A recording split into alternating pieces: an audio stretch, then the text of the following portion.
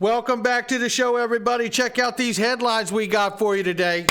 We got to walk down memory lane. We may be inside a month of getting our ruling from the SEC versus Ripple case. And why not stroll down memory lane today and take a visit into the mindset of the SEC and Goldman Gensler? Somebody roll that beautiful intro.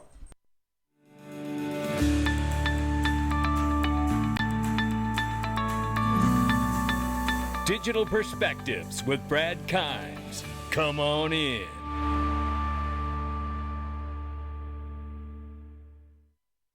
Welcome back to the show, everybody. You can follow us on TikTok, YouTube, and Twitter for exclusive content. Right now, it's $1.08 trillion market cap for crypto. We're up 3%. How about that one? 22,200 plus for Bitcoin. Ethereum, 1559 and a little change. We see Tether, 69 billion plus market cap, they're saying.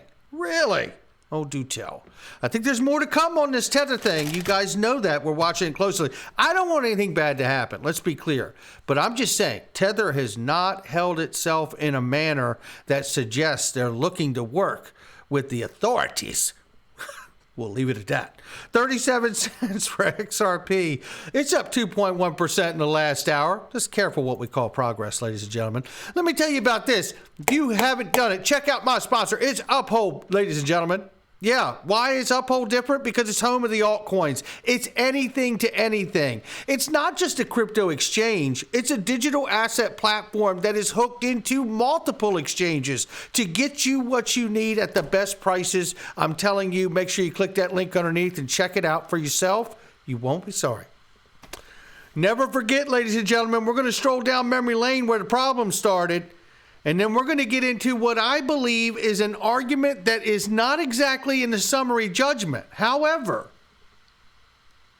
with that being said, I think there is a great argument to be made that the designation of XRP probably won't come out of the settlement of this case. We've heard multiple legal analysts covering this case talk about the fact that we could see multiple rulings on different parts of this case, and whether it was the early sales of XRP, the late sales of XRP. And we've even heard that the judge could rule on the case up to present and not really say what it is going forward and leave that job to Congress or the Treasury, mind you. Keep in mind that while we move through all this material, Lael Brainerd from the Fed, now made economic advisor to the current administration and president.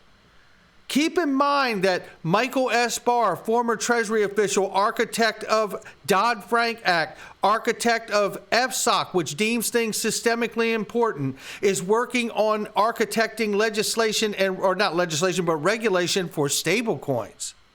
Keep in mind that Ripple sells only to on-demand liquidity participants, not the retail secondary market.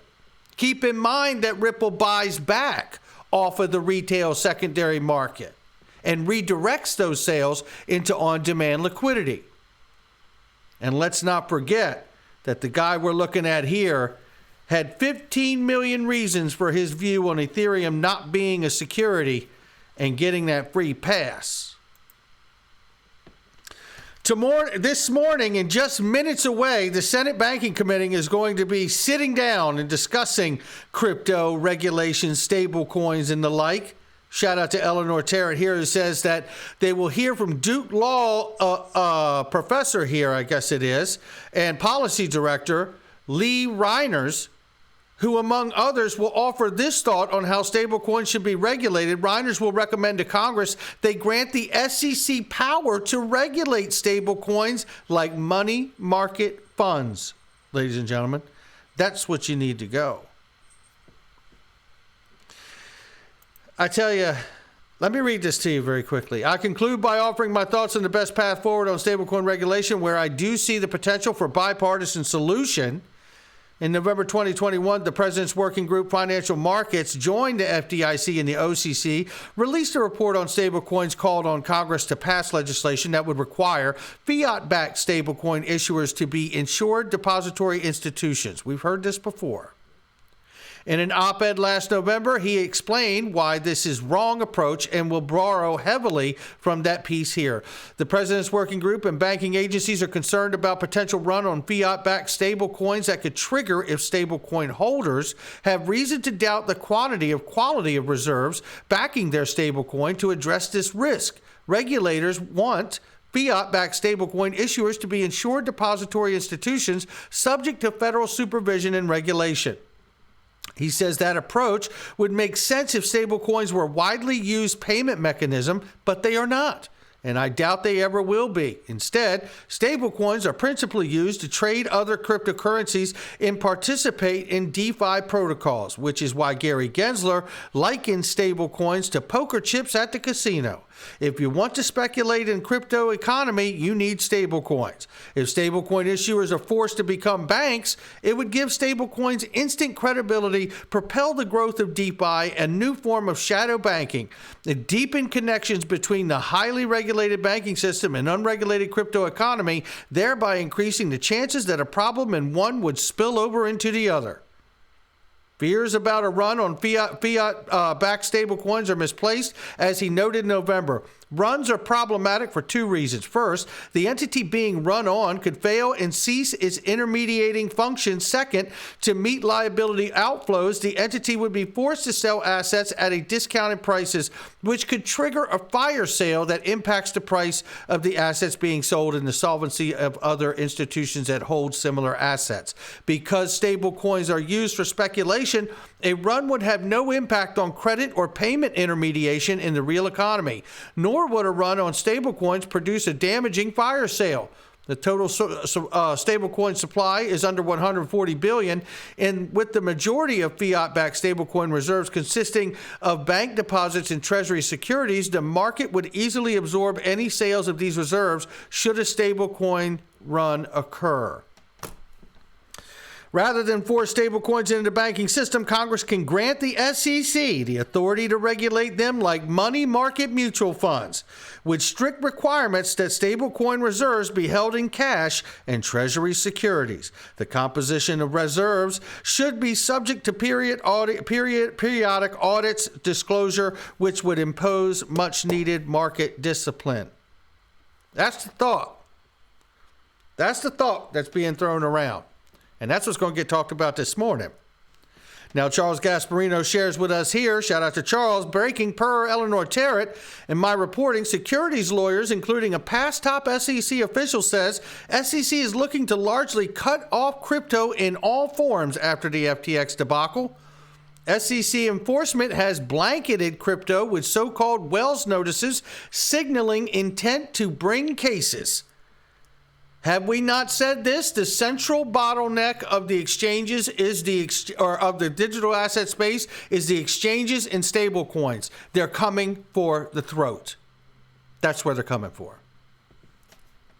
I want to play this from back at September 14th of 2021. Shout out to Crypto Alerts 365. This is Senator Pat Toomey, who grilled Gary Gensler. I want you to listen very carefully as he discusses how he believes that while he's trying to explain to Senator Pat Toomey, he doesn't understand this is not an investment contract. It doesn't meet the Howey test.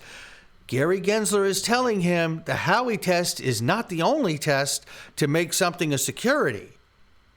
It's the Reeves test when something is a note. Stay with me, ladies and gentlemen. And my time is limited, so I'm going to try to do this as efficiently as I can, Mr. Chairman. But I think I know your position, among other things, is that not all cryptocurrencies are inherently securities, right? That's true. There are a small number that aren't, but I think that as Chair Clayton said when he was in front of Congress, I think very many of these facts and circumstances are investment contracts. So here's my concern. So some are and some aren't is basically what you're saying. And I'm concerned that the SEC has not provided sufficient definition and explained how it would apply the Howey test, which I think is the court standard for determining when something is an investment contract. So, for instance, stablecoins do not have an inherent expectation of profit. They're just linked to the dollar. Now, you might use them in an attempt to make a profit, but that's a second-order activity. Is it your view that stable coins themselves can be securities? Listen. I think that, Senator, they may well be securities. As Thurgood Marshall wrote in the Reeves opinion. That's one. The Reeves opinion, the Reeves test, when something is a note. That's the first defense. In defining the scope of the market that Congress, wished to regulate, Congress painted a broad brush, and it actually included about 35 different things inside the definition of a security in the 33 Act. I've just got limited time here, so I acknowledge that. Here's my problem, though. I think what you just said was that they may be securities, or that some are securities. To me, a stablecoin doesn't meet the second prong of the Howey test, that there has to be an expectation of profits from the investment. And so if it doesn't meet the Howey test, it looks to me like it's not a security. Now, maybe you've got a good argument for why some are and some aren't. My whole point is, I think we need to have clarity on this. I think you should publicly disclose this. Apparently, there are private conversations where you work with people who are proposing particular structures and you give them advice, or your staff gives them advice. I just think we ought to have that publicly, and we certainly shouldn't be taking enforcement action against somebody without having first provided that clarity. Well, Senator, this Congress could change the laws, but the laws that we have right now have a very broad definition of security, including a note, including an investment contract, and the like. A note. And my predecessor, Chair Clayton, and others actually put out a lot of guidance with regard to the Howey. I just got to push back a little bit on that. It is broad, but it's well defined. There is a very specific litany of the instruments that constitute securities. As you know this better than I do. Investment contract is one of them. And there is a court decision that lays out the prongs for what constitutes an investment contract. I'm just saying, as a layman who can read English, when I read those tests, stablecoins don't seem to meet that test to me. Maybe I'm wrong, but if I can misinterpret this, I think others could too, and some clarity, public clarity, I think would be helpful. I see the red light, but I agree with you that some of these tokens have been deemed to be commodities. Many of them are securities.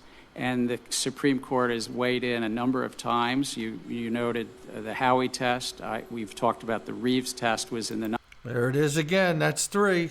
1990s as well, has weighed in. And I think that there's a fair amount of clarity. Over the years, the SEC has even found, believe it or not, whiskey caskets. And the courts agreed in the 1960s were investments. And I think that at the heart of our securities laws was protecting investors against fraud. They get to decide, they get to take the risk. You'll find I'm not negative or a minimalist about crypto. I just think it would be best if it's inside the investor protection regime that Congress laid out. So he's saying right there is what I'm picking, reading the tea leaves here. Just my digital perspectives on old Goldman Gary here, because I think that XRP is certainly a currency. But you know what? The summary judgment does not really deeply touch on when something is a note. But remember, the summary judgment that was written by Ripple deals with the blue sky laws over investment contracts, and that there is none, right?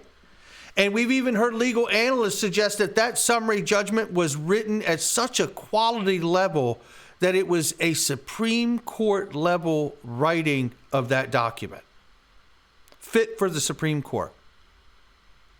Now, we'll see where all this goes, but this is the conversation today at the Senate Banking Committee that's going to be happening, even though that was from 2021 that you just listened to. It will be interesting as we hear this today, and I will cover it on anything that comes out of it that we need to pay attention to. But I just want to remind people as we go into the information from today and the hearing that starts in moments away, I want to let everybody know that it matters to pay attention to stable coins, because we know the World Bank thinks that XRP and XLM are stable coins. We know that the group of 30 Mark Carney, former Bank of England governor, thinks that they are stable coins. We know the Bank of China even believes that they are in fact stable coins. You know, it's interesting when you look at this information and you think about it, like if you just, like, let me pull this up here really quickly. That was Bank of China in 2022, last summer, right? So let's take a look at this, because this is, there's one particular one I want to show you here. It's right here. Bank of China. The Ripple coin, launched in Ripple, has a tendency to become a speculative tool, which threatens financial security and social stability. To maintain stability of Ripple, they mean XRP, a stable exchange rate is formed by anchoring various legal currencies in reality, such as the US dollar, a basket of currencies, or a combination of commodities. The currency has a stable support, preferably a one-to-one reserve, and the safety and liquidity of the reserve must be guaranteed.